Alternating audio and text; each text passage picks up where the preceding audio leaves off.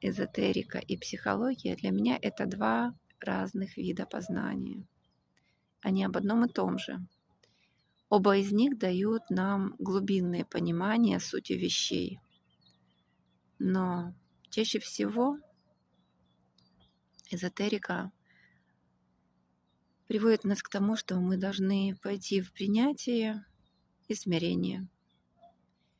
И с уровня нашего обычного бытового сознания мы воспринимаем это как бездействие. А бездействуя в материальном мире, мы ничего не меняем абсолютно. Мы продолжаем жить, только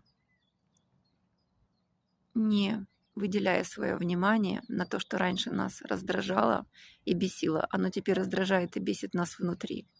А внешне мы говорим, что «О, все ок, я теперь просветленный, я теперь не реагирую».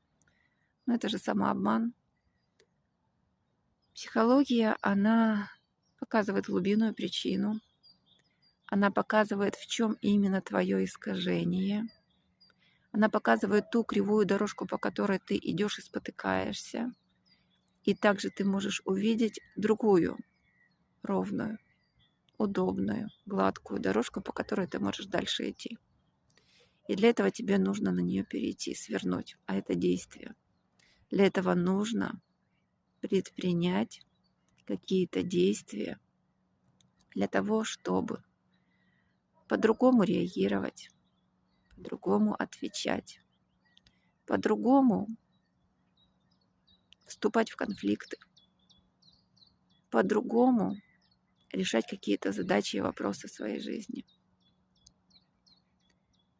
И эти более практические инструменты, которые действительно дают тебе возможность поменять свою жизнь так, как тебе хотелось, они лежат в психологии. Эзотерика, она больше для восприятия духа, для познания глубинной сути, для пребывания в состоянии эйфории, но при этом и в глубоком самообмане. А именно сочетание этих двух сфер познания, они дают возможность прийти к себе, раскрыться, стать удовлетворенным жизнью и всем тем, что с тобой происходит.